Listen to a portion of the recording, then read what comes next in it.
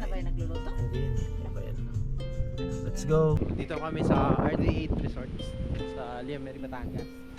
Dito namin gaganapin ang aming team building, planning, one-year plan sa MPBFC. So ngayon, nag-park lang tayo doon kasi medyo malayo yung parking slot dito. Punta tayo sa resort. Let's go!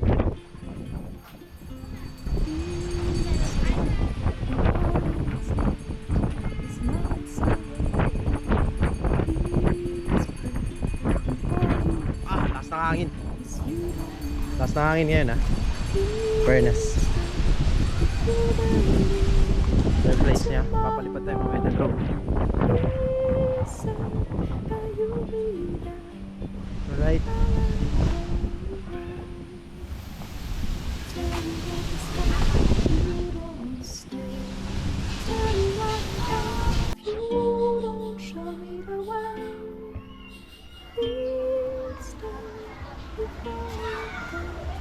Oy, Bogoy! Hello!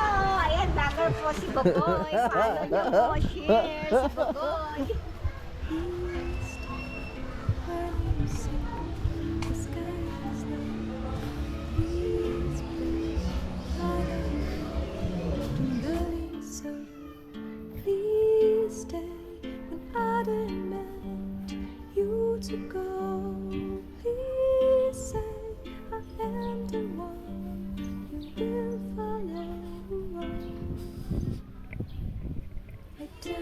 Is gone if you don't stay.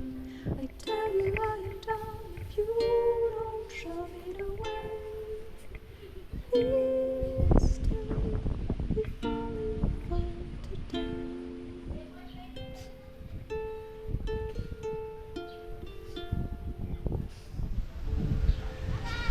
Hello.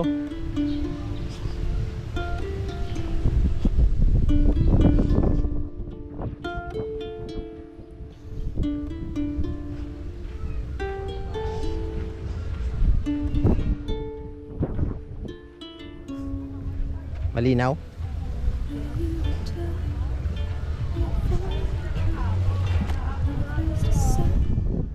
Siyempre, sinuno yan eh.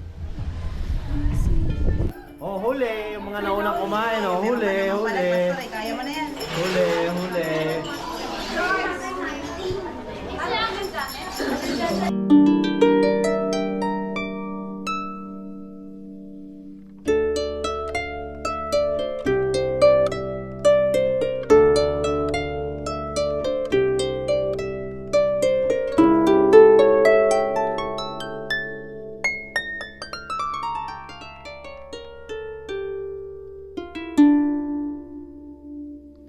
Please stay, please pray, please stay, please say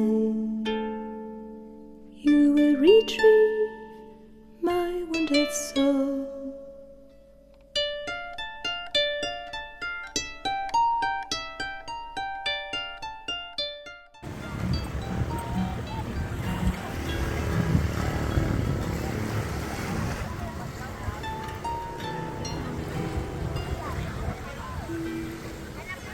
Stay.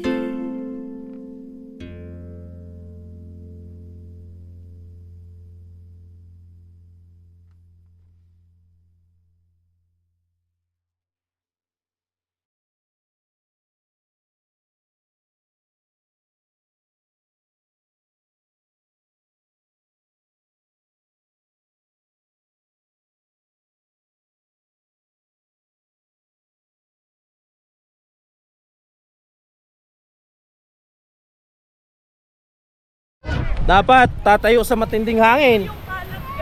Dalawa yung kaya natin.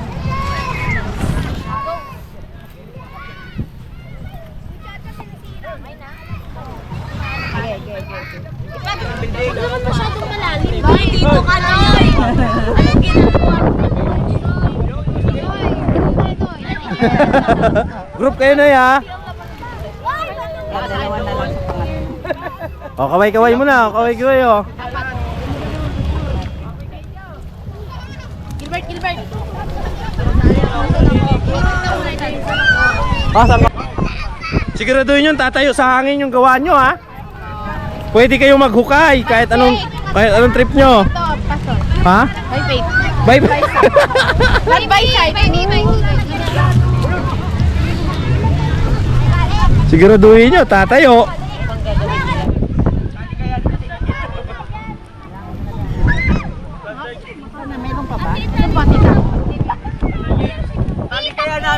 Hindi, yan lang yung gamit nyo. Pwede kayong maghukay. Tatlong pundasyon pa, tatlong pundasyon. Hindi masyadong mataas. Nyo siya, tatayo siya kahit mga 5 minutes, ay 5 seconds to 10. Napitawan namin ito buong isang... Oh, tindi oh. Hanggang kinabukasan.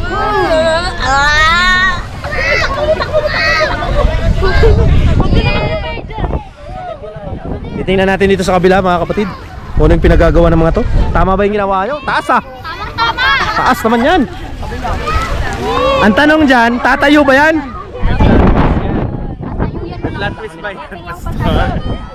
Baka pauna tanggalin yan, ha? Hindi! Ay, magkano yung Pauna pa natanggalin. Hindi ah! Dapat isa na lang yung... Minus po sila. Naglalaro po sila. Hoy! Minus pa. Okay maglaro! qualified na dapat. 5 minutes! Tapos na kayo, yan? Alam yan! Tingin mo ah!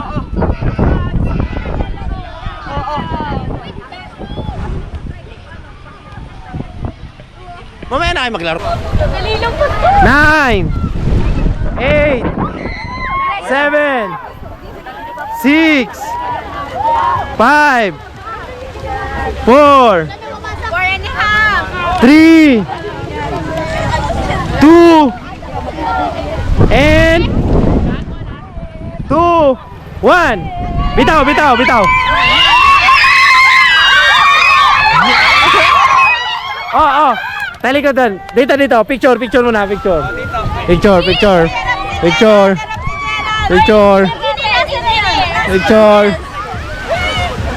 2, 3.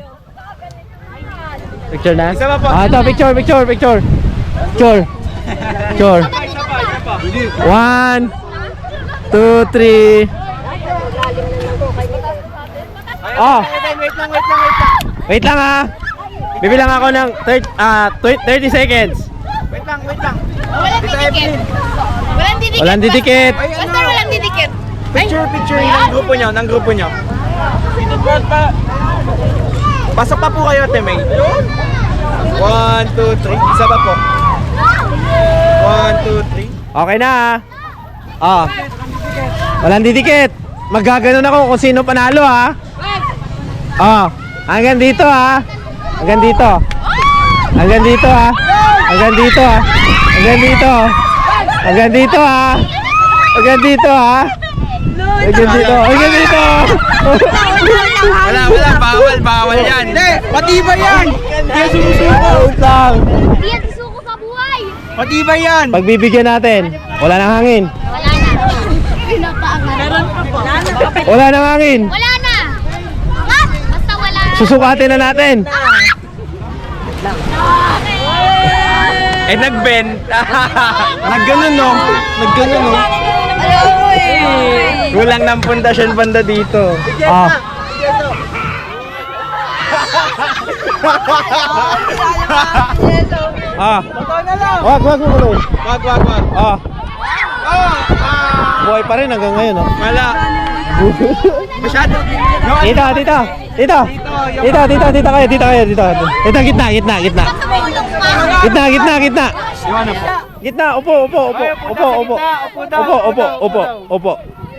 Upo. So, yun lang siya, no? Anong sense nun bakit pinagawa natin yan? Kasi, kahit na same with that tower, yung pay talaga natin tataas. Diba? Kung gaano kataas na yon, pag titirahin nyo ni Satan, laging foundation yung tinitira. Pag foundation ang tinitira, ano ba ibig sabihin nun? Pag sa foundation, tinitira family. Diba? Family, school, studies, relationship. Lahat yun tinitira talaga yun. Ngayon, kung ang faith nyo kay Lord nakabase doon sa relationship mo with pastora, with friends na nasa simbahan, pag mawala yung friends nyo, sisira rin kayo. Di ba? Kaya dapat ang foundation na pag lalagyan ng foundation natin, which is Christ talaga. Kasi pag naka-foundation tayo kay Christ, mawala man yan lahat, nakatayo pa rin. Pansinin nyo yun, no? Nakatayo pa rin siya. Oh. Kahit gaano kadaming pagsubok, gaano kadaming problema dumating, tayo pa din siya. So, bawal! Make sure na wala kayong cellphone sa ano.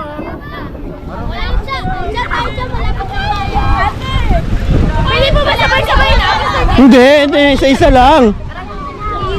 Isa lang. Tulo-tulo na yung tubig!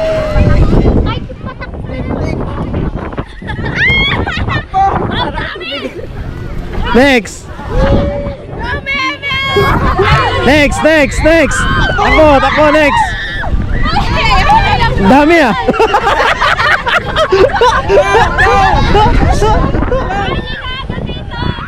Go! Hanggang dibdib. Oh! Isog, dibdib, dito. Oh, go!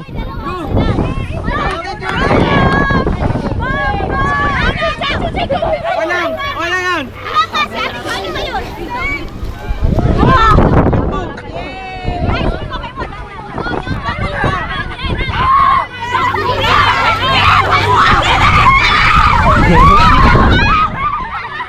Hoy! Walang madaya. Ah. Daya kayo ah. Wala. Ayos kayo dyan. Una. Pwede na. Ano ba? Ganda dami ah. Grabe, ang galing mo ah. Susuntukin kita! Ang laki ng kamay ni mama. Ikaw na mag-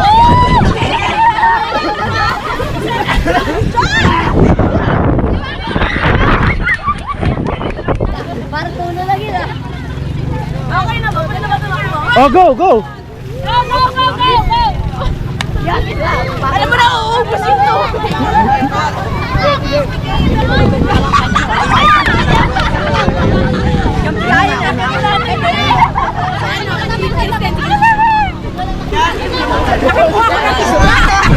Oh, guys na?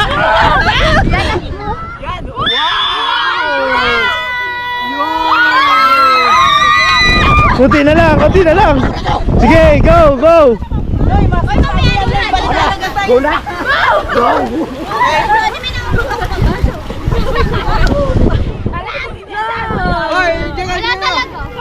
Next! Wala na to kapag ako na. Wala na to. Wala na. Gilang!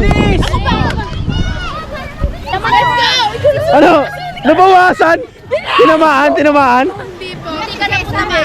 Hindi, nabawasan talaga oh. Cellphone ko. Sige. Dami mo dyan ah. Ano? Hindi. Twist yan. Bahala kayo. Dapat mapuno nyo yan. Twist yan. Dapat mapuno nyo yan.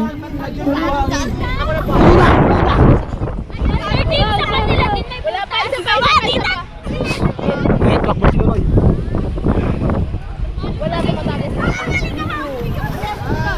Twist yan.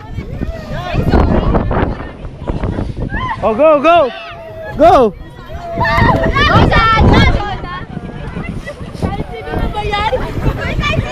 Huwag mo ibababa. No, huwag mo gaganon ha. Huwag mo gaganon. Galit ako sa'yo. Nice one.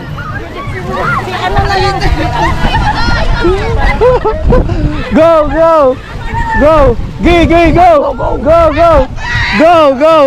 Go! Noy! Sige Noy! Sige Noy! Sige! Sama!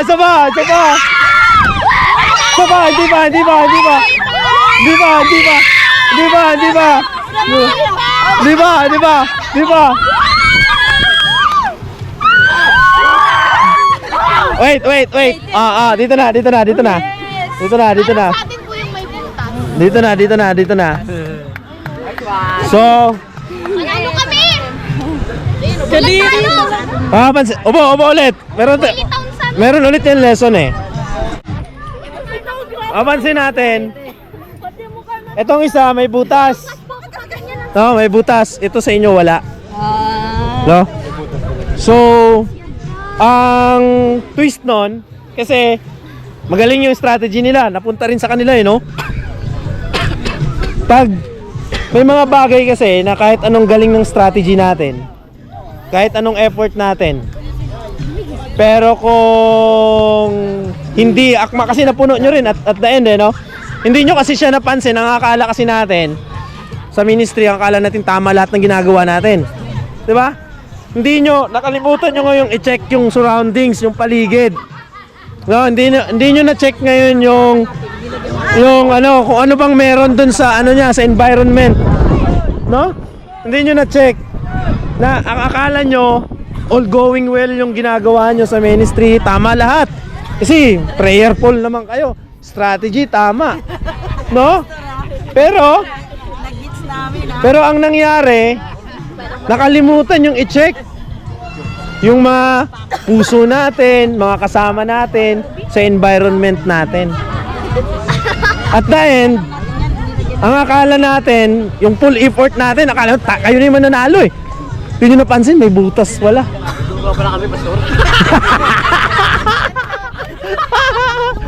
Kasi nga, kahit anong effort natin, pag hindi tayo nagiging conscious dun sa ginagalawan natin. Kasi ministry yung sinasabi natin eh. Pag ministeryo, hindi ka lang dapat nakatingin sa sarili mo. Pag ministeryo, dapat hindi ka lang nakatingin dun sa isang aspeto. Dapat titingnan mo ang buong aspeto ng bagay. Check mo sarili mo, check mo mga kasama mo, check mo yung ministry mo, and especially check mo yung relasyon mo sa Diyos. No? Hindi laging nakapokus ko lang. Kasi sometimes kasi ano bang pinofocus natin? Result. Gusto natin result, gusto natin maraming result. Gusto natin dapat mataas, ganyan, dapat ganito, ganyan. Tapos nung nalaman nyo may butas, ano naramdaman nyo?